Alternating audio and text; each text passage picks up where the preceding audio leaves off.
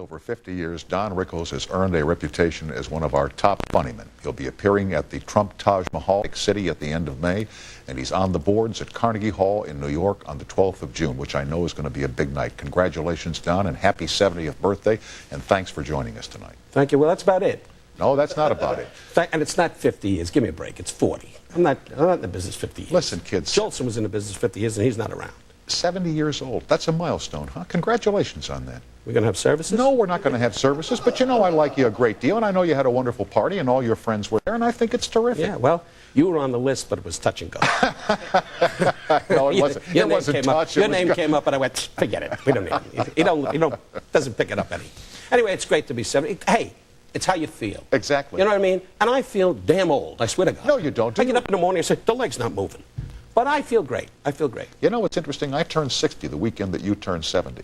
I don't feel 60, and I'm sure you don't feel 70. I think I'm about 25 years old. I mean, I feel terrific, and I still have But you don't look good, Tom. I know I don't, Don. I don't have your genes. I'm going to lie to you, you don't look good. You got to lay down, you got to get a checkup. But like you, have great enthusiasm for your work. You still get a charge out of what you do. The day I don't get a kick out of running up and down the stage and wheezing and spitting up and hanging out in the wings going, why does the family keep asking me for checks?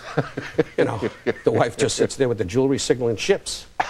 Anyway, so I gotta be nice. And I mean, it's not easy, Tom. When you got a Jewish family, they're always there waiting for the money. You know what I mean? I read about you in the papers now. They talk about Don Rickles' rebirth. Come on, you've been on top now for 40 years. Yeah, I've been very lucky. Well, you know, I've had my ups and downs, but right now, with Comedy Central, they made me the spokesman. I've read about that. You're doing commercials for Comedy Central. Yeah, and it's great, because all the kids that might not know Don Rickles that well will be acquainted. And I just did a couple of spots with them already, and I'm very excited about it. And it should be great. And probably I will skyrocket, and this show will be a mystery, because I won't be here anymore. Too big. Too big. Stop it. Comedy Central. A lot of young comedians have places to work because of Comedy Central. When you were coming up, where could you go to work? There was no Comedy Store, Comedy Central, MTV, none of that stuff. No, I used to work in, places like the Melody Club, when the girl came out with the little pasties and did Night Train, ba-boom, ba-boom, and the soup used to dance. The guy serving the soup used to, and all the guys sat in the front, and the boss in those days sat with his robe right in front of the bathrobe, right in the front with the robe open. And I tried to concentrate on my work, but I thought it was a hunt or something, you know what I mean? I kept seeing a sparrow looking around, It wasn't easy, When you got a guy right in the front going, this kid's a funny guy. And I'm doing, gee, there's a live sparrow loose. Nobody watches this show anyway, don't worry about it. Every time you're here, once you get going, you're like a steam engine. You just go faster and faster and faster. Because I want it to end. Well, it will. Oh, well, I know you'd say that. And you told me the last time in school, you were a shy guy. You were not an extroverted kid. No, I was failing every subject in the world, but I was the class clown, president of the school, and the president of the high school found out I was failing every subject, grabbed his chest, and told me to take a cab. Lucky World War II came, because I'd still be in high school. As soon as they said, would you like to join up? I was overseas already.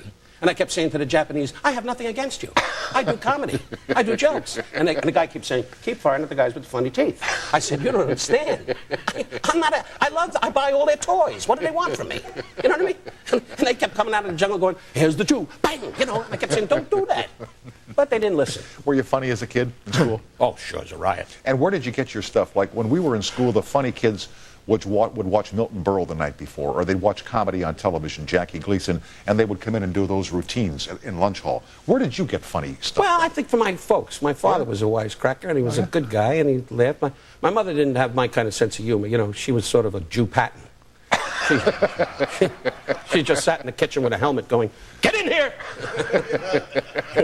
And my father sat in his underwear in the living room going, it was a nice family. But, no, I'm kidding. My father was a classy guy. But I inherited that.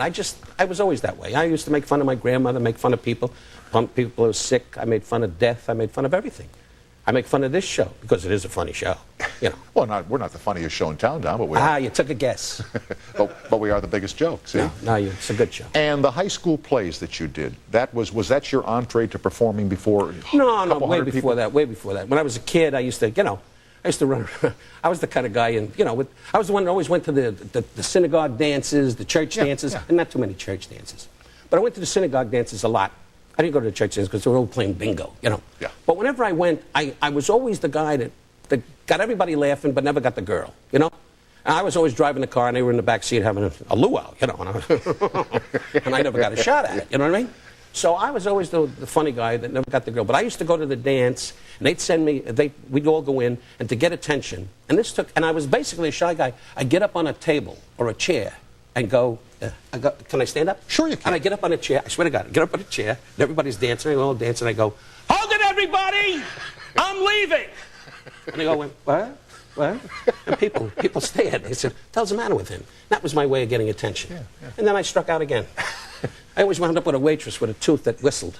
We went to the CYO dances, and it was the same thing. There were shy guys and extroverted guys, but growing up Catholic, we always wondered about stuff about being Catholic. Why couldn't you have meat on Friday, or why did you have to not have water before you went to communion? Did you wonder about things that Jewish kids had to do because of religion ever? No, I paid no attention. I phoned God. I didn't. You guys got up in the morning and went, looking for a wafer. We didn't do that. We phoned the rabbi, give him a couple of hundred, he does what we want, you know. But I never had that problem. We were very, you woke up with a nun, you know, every morning going, Tom, sit, dance, That's boom. right. We didn't have that. Rabbi just sat there and said, how's the family? He said, here, Rabbi, here's a couple of hundred, don't bother me. It's great. Fantastic. That's the way I was raised. Take your time. This is your show. Don't go to pieces. No, I won't. I just want to try something else. Okay, okay. You went to the Dramatic Academy in New York and you studied acting, and you were an actor, and all of it. But somewhere along the line, you made the transition to comedy. When did that start? When you decided, you know, When I couldn't get work. Oh, really? Yes, it started very early. I went to the American Academy of Dramatic Arts. I've mentioned this, I think, before to you, and I went there with Jason Robards, a fine actor, and Anne Bancroft, and a lot of good people. And you were good there, I hear. Yeah, well, hey, I graduated. That's right. They even wrote me a letter because we went through a whole thing that they said they never publicized that I went to the American Academy, you know, because when you come from the nightclub world, it's like, forget about it. You know, they don't want to talk about it. Right. It's not because they're trying to be indifferent, but it's the saloon to the artsy world, you know. Yeah. So I went to the Academy, and I graduated, and I walked around Broadway, and I read for Stalag 17, and I read for Mr. Roberts, and I read for a lot of shows, and I never got a job. So I used to go to the Lower East State and sit in the balcony and watch a movie. And my father would say, where were you? Oh, all day long, up and down Broadway. And I was in the back, boom. Then I was an usher in a movie. I did all kinds of odd jobs like a million other guys. And I never could get to Broadway, you know. Yeah. So suddenly I was always kidding around. So I went to a dance. A guy gave me $5, then a guy gave me $10, then $20. And today I'm up to $50. So Yeah, right. I'm set. Right. We are with Don Rickles, who later on this month will be appearing at the Trump Taj Mahal in Atlantic City. And then on June 12th, he's on stage at Carnegie Hall in New York, which we'll hear about in just a second. We'll be right back after these messages. Is it?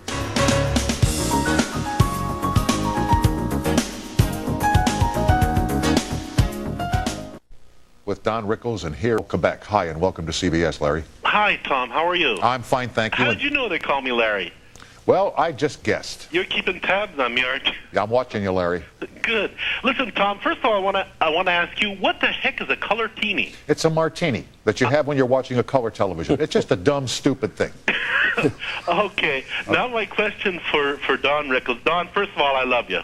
Thank you very much. I love you, too. Okay, Let's have lunch. I've appreciated your work for many years. Thank you. And I truly do love you. Thank But you. I wanted to ask you, Don, first of all, what is your favorite insult, and how the heck do you manage to keep an audience on your side when you insult them?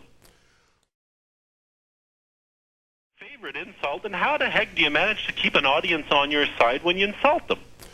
Well, the whole idea is you got to let them know it's a joke. That's the first thing. Right. Otherwise, the paramedics are going to give me mouth to mouth. And it's just it's a style and a way of making people enjoy you. And it's not like insult. People say insult. To me, it's a big rib. But I've always been tagged with the word insult, so I go along with it. After 35 years and more, it's done me very well. It put me in good stead. So that's the way it goes. But it's your personality, and they come to see that, and they enjoy it, and I enjoy doing it. I think they appreciate the fact that you have guts, too. Well, I don't know about guts, but I have a lot of Blue Cross. Thanks, Don. I love you. Okay. Good luck. See you in Ottawa. Okay. Good night, All right. Lawrence. My favorite place, Ottawa. Go up there for the Mountie Convention. Montreal. He's in Montreal. It's in Montreal. Montreal. Who cares? What do I care? I live in America. I don't go to Canada. Well, you might have to go there someday. Well, to buy a sled. Yes. Hello. There was a Shoot a time hunting dog away. What? after you got hot in the clubs and Sinatra saw you and became a fan, and Dean Martin and Sammy Davis. Yet the producers for television said Rickles is too hot for television. And along came an appearance on the Johnny Carson show in the 1960s. He was the man. Johnny Carson did it. He really did. And followed by Dean Martin, rest his soul. And Dean later put me on the variety end, but Johnny was the first guy in New York said, we've got to take a chance with this guy. They said take a chance. He said, no, he's funny. I want him But on. why was there that feeling, do you think, that if they took Rickles, they were taking a chance? What was the risk? Because in those days it was outrageous. You know, today I could work the Vatican compared to what's going on. You know, nothing personal. I know how sensitive you are about No, that. I'm not sensitive at all. Forgive me. No, if you have a ring, I'd kiss it, but, you know. I have something else you could kiss. Yeah. Well, we'll see how this goes. Anyway, this is great. You and I are laughing, and the people out there in America are going, what the hell are they doing? But I got to tell you, as far as what were we talking about? About the risk that Don Rickles represented on television. Yeah, well, it was outrageous. You know, I made fun of ethnic backgrounds and exaggerated, made fun of people, in front of the blacks, in front of the Jews, in front of the Catholic, whatever, Irish, French. I hate to use the word Catholic, not Catholic, Irish, whatever. And I made fun of people, and that was unheard of in those days. And what I did was, just making fun, which I still do to this day, exaggerate all our insecurities. That's exactly what I'm doing. And it's not that I'm a joke teller. I never was a joke teller. I tell things, you know, like I say, Tom, the suit you have on, I'm a friend. Yeah. You are a verbal caricaturist, is what you are. Yeah. I'm sorry. I take it back. Right away, he's got to come out with the college crap. Verbal conversation. All right, and then Greg Garrison Greg was a good put friend. you on the Dean Martin show and said, don't script, Don, let him ad lib. That's right. They put a whole audience. Bob Hope, the big joke at that time, Bob Hope came late. He had a ton of stars. Bob Newhart was included. He begged. And they had all these stars in there, and Bob Hope came in late. And I turned around and I said, at that time the Korean War was on. Vietnam War. Vietnam War. I know I can't keep up with the wars. You know what I mean? I'm so busy down in the White House down below in the strategy room trying to figure out which war it is. I don't know what the hell that means, but you're staring at me like you understand it. So anyway, so Bob Hope, you're just sitting there. No, you're a big help too. I'm watching him. Well, I tried and got the remark about we'll see how this goes. So I'm not coming over there anymore. Anyway, Bob Hope came in, and Hope I turned around, and I said the line. I said, "Is the war over?" And at that time, it was a big thing, and everybody laughed and fell down. And Bob Hope did a great thing. He stood up and unfolded the American flag and marched around the room for a half hour. And like a dumbbell, I followed him. Right, Bob. Right, Bob. Have you ever met Bob Hope? Yes, I have. Oh, great. Debbie in Fort Wayne, Indiana. Hi, to CBS. Hello. Shoe convention. All of a sudden. Hi. Hi. Hi, Tom. Hi, Don. Hi. Well, I was just wondering, has anyone in your audience or elsewhere ever been able to out-heckle you? Well, dear, the show is not a contest. I mean, you don't come to see Don Rickles go, okay, Joe, get it rolling. You know, it's not like that. You know what I mean? Maybe in your neighborhood. But I don't do that. I come out and do my performance, and if they heckle, I have friends with me who hurt you. One, his name is Rocco Bongiorno, and the other guy is Aldo Ganano. Newhart has told stories of handling hecklers. Did somebody hit her? No, no. Suddenly there was... Have you had a situation where you've had somebody in the audience who maybe had too much to drink and it was difficult to handle? No, in my beginnings, every comedian had that in the rough places I worked. But as time went on, the more a name you became and the more prestigious the places you worked, that doesn't happen. I mean, you can have anything happen in the finest, it could happen in church or a synagogue. I mean, so those things can happen, but it's a rare thing. But is there a routine that comedians have that you develop that if somebody is heckling you? I don't have a set thing. I really don't. Okay. You know, I really don't. Like if you annoy me, I leave. Oh, I understand that, because you have on so many occasions. Yeah, right. Debbie, did you have any other questions for Don? Oh, not much else, but I just wondered if he's ever been at a loss for words. Yes. Once when my father said he was cutting off the money. And I had a massive. Thanks for calling, Debbie, and thanks for donning us up tonight. Thank you. Thanks, Debbie. Bye-bye. Bye. We will continue with Don Rickles, who will be appearing at the end of this month at the Trump Taj Mahal in Atlantic City and on the 12th of June at Carnegie Hall, which we'll find out about after this short break.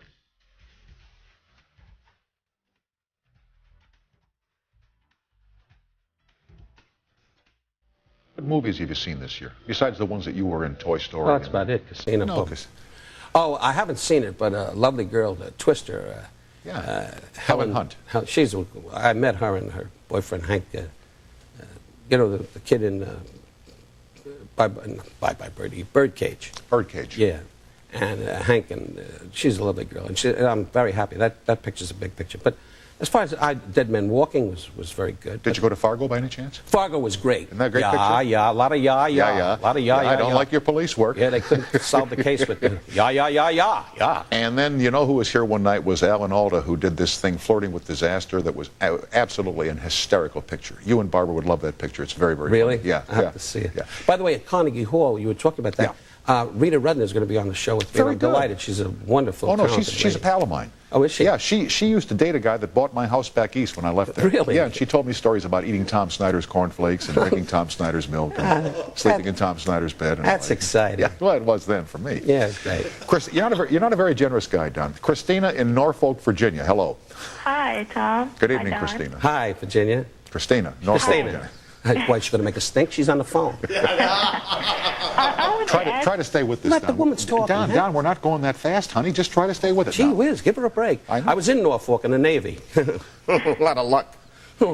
Okay, yeah. Hi, I wanted to ask you, in this age of political correctness, do you feel any pressure to tone down your racial humor? No, I do what I do, and it's, as I said, if you last 35 years and more as I have, I got to be doing it right. Otherwise, I wouldn't be on Tom Snyder's show. I'd be dickering with somebody big. But, you know, in the meantime, I'm on this. So, no, it's done well for me, and I don't even think about politically incorrect or correct or what have you. I just do my thing, and hopefully people like yourself will continue to laugh. Well, I love you. I think you're great. I love you too, dear, and I'll give you a call. Okay, thanks. Bye. Good night, Bye-bye. Christina. Good night, Christina. I asked you in the break Sleep well. about Carnegie Hall. Yeah. And you said to me, well, tell the places you've played. You've played some great venues, Radio City Music Hall. Radio City Music. Well, Carnegie Hall, I'm amazed that I'm there because I don't even play the violin. And I got to tell you, that should be very exciting. Alan King is going to host it, and I thought I'd bring him. He was in Casino with me, and he keeps saying, mention me. And so he's going to host the thing, and Toyota is sponsoring it, along with Comedy Central. So it should be a heck of a night. And Radio City was great. It was with Frank Sinatra, although Frank was on too long. I told him that, and now I got an aunt in the Bronx that I can't find. So I was just wondering, has anyone in your audience or elsewhere ever been able to out-heckle you? well, Joe, the show is not a contest. I mean, you don't come to see Don Rickles go, okay, Joe, get it rolling. You know, it's not like that. You know what I mean? Maybe in your neighborhood. But I don't do that. I come out and do my performance, and if they heckle, I have friends with me who hurt you. One, his name is Rocco Bonzuno. The other guy is Aldo Ganano. Newhart has told stories of handling hecklers. Did somebody hit her? No, no. Suddenly there was... Have you had a situation where you've had somebody in the audience who maybe had too much to drink and it was difficult to handle? No, in my beginnings, every comedian had that in the rough places I worked. Okay. But as time went on, the more a name you became and the more prestigious the places you worked, that doesn't happen. I mean, you can have anything happen in the finest, it can happen in church or a synagogue. I mean, so those things can happen, but it's a rare thing. But is there a routine that comedians have that you develop that if somebody is heckling you... I don't have a set thing. I really don't. Okay. You know, I really don't. Like, if you annoy me, I leave. Oh, I understand that, because you have on so many occasions. Yeah, right. Debbie, did you have any other questions for Don? Oh, not much else, but I just wondered if he's ever been at a loss for words. Yes. Once when my father said he was cutting off the money. I had a massive. Thanks for calling, Debbie, and thanks for dotting us up tonight. Thank you. Thanks, Debbie. Bye-bye. Bye. We will continue with Don Rickles, who will be appearing at the end of this month at the Trump Taj Mahal in Atlantic City, and on the 12th of June at Carnegie Hall, which we'll find out about after this short break.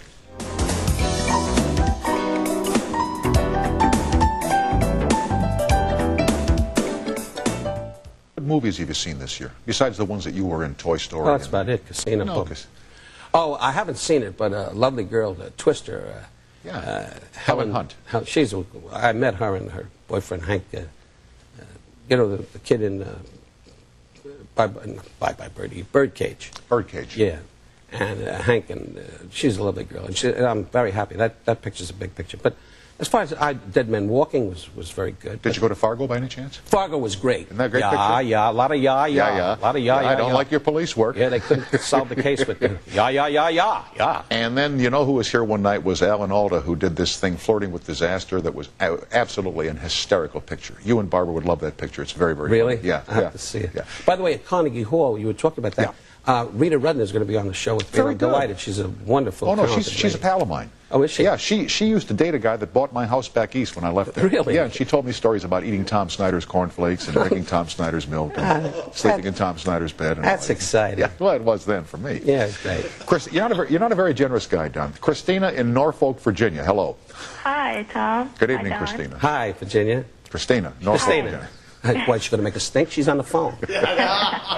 I wanted to ask, Try to stay with this, Let the Don. woman's talking, Don, huh? Don, we're not going that fast, honey. Just try to stay with it. Gee now. whiz, give her a break. I know. I was in Norfolk in the Navy. A lot of luck. Okay, yeah. Hi, I wanted to ask you, in this age of political correctness, do you feel any pressure to tone down your racial humor? No, I do what I do, and it's, as I said, if you last 35 years and more as I have, I got to be doing it right, otherwise I wouldn't be on Tom Snyder's show. I'd be dickering with somebody big. But, you know, in the meantime, I'm on this. So, no, it's done well for me, and I don't even think about politically incorrect or correct or what have you. I just do my thing, and hopefully people like yourself will continue to laugh. Well, I love you. I think you're great. I love you too, dear, and I'll give you a call. Okay. Okay, thanks. Bye. Good night, Bye-bye. Christina. Good night, Christina. I asked you in the break Sleep well. about Carnegie Hall. Yeah. And you said to me, well, tell the places you've played. You've played some great venues, Radio City Music Hall. Radio City Music. Well, Carnegie Hall, I'm amazed that I'm there because I don't even play the violin. And I got to tell you, that should be very exciting. Alan King is going to host it, and I thought I'd bring up. He was in Casino with me, and he keeps saying, mention me. And so he's going to host the thing, and Toyota is sponsoring it, along with Comedy Central. So it should be a heck of a night. And Radio City was great. It was with Frank Sinatra, although Frank was on too long. I told him that, and now I got an aunt in the Bronx that I can't find. So I tell those things to Frank, and he's cute. He twists my leg, and now it's funny, you know. I call up Jerry Lewis, and it's better. Anyway, so jump in if you think of anything. And so I wouldn't dream of it, pal. Oh, please. Anyway, so I find that all these jobs at Copa, the Elegant in Brooklyn was a stepping stone to New Yeah, York. but Carnegie's St. Pete's Basilica, Well, you know, yeah. it's big. It really is. Yeah. I'm very excited about it. What is the difference in performing in Las Vegas and Atlantic City as a performer? As a gambler, it's totally different, as you know, but as a performer, what's the difference? I don't find it different. Really? I find the people that come to gamble come from all over the country. You know, they come to Vegas, they come to Atlantic City. You get the Midwest people, but now they go by, it's coast to coast. Right. And so with me, the audiences don't change. I went down to Memphis, Tennessee, and Biloxi, Mississippi with Joan Rivers, who, by the way, is a great gal. Anyway, and Joan and I, we worked down there, and I thought I was going to run into a wall. I thought, you know, Billy Bob was going to come out riding, you know, Billy Bob coming out of Shoot 9 riding Shot at Joe, you know. And that was going on. But I walked out, and that audience was terrific. Those people were great, you know. They kept yelling, yeah, you know, throwing grits on the tux. But, hey, you can't have it all. The difference to me when I used to gamble in Atlantic City versus Vegas, Atlantic City, they're playing with rent money. You know, they get the paycheck on Friday. That's true. Whereas in Vegas, they're 2,500 miles away from home, and they're there to have a vacation, so if they lose a little money, it's not that big a deal. Yeah. Here, and I know it's too in Vegas. They've got a lot of kids sliding around the casinos now.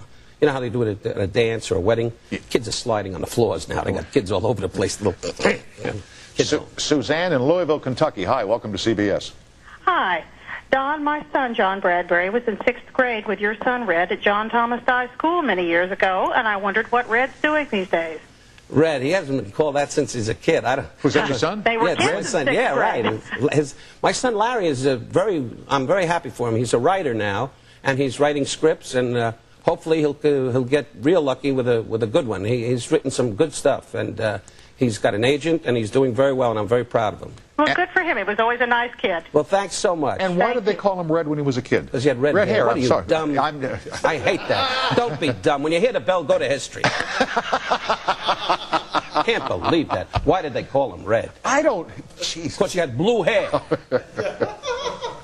Suzanne, I'm glad you called. Diana Thanks. Crew was throwing up on the camera. I can't believe what you just said. Thanks. I'll tell Red you asked for him, dear. Okay, thanks. Red. Bye-bye. Bye. When Newhart was here, he talked about the times We when... have to bring him up. I don't have to, but No, I I'm want kidding. to. I know. Have you ever had a tough night on stage where it just didn't work? Have you bombed ever?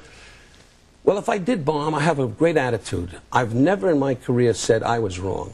In fact, I say a joke on the stage. When an audience doesn't respond to something, which is not too often, thank God, but when it happens, I always say, hey, everything I do on the stage, I did up in my room, and I laughed my you-know-what off. So I know it's funny.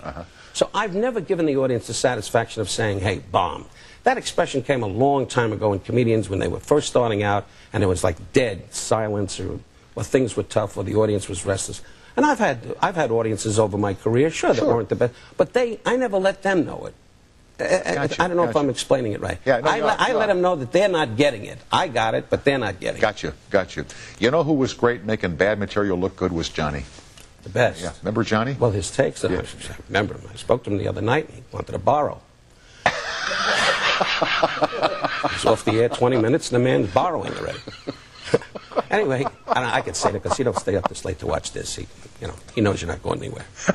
So I used to do that. I used to kid around, and he was the best. Yeah. He'd set you up, like you do. You're great at that, yeah, Tom. Right. You really are. This is straight. Yeah, right. You got to have a guy lead you into things. You just can't sit here in a chair and ha, like a robot. And Johnny was great. He knew when to lay back, and he knew when to destroy you. And that was his gift in life, to destroy me. May you never have silence in the seats or a restless audience. Thanks for being a pal, and knock 'em dead at Carnegie and at the Taj Mahal back in Atlantic City at the end of this month. Thanks so much. And by the way, I'm also going to be at the Tropicana in August, so if we can go with the calendar that far in advance, it's great. This crowd can't remember. They can't think that far ahead. Hey, Tom, may I just say, before I leave you, you are a decent human being and a wonderful guy because over the years you've treated me first car, and I appreciate it. After all this abuse, I'm now... You're waiting for a bomb to go off. I'll tell you the truth. It already has. I don't like you. I've never liked you. This show stinks, and get off. Okay? Do you feel better now? Back with Jeffrey Tambor. Our thanks to Don Rickles will continue after these messages. You stinker, you.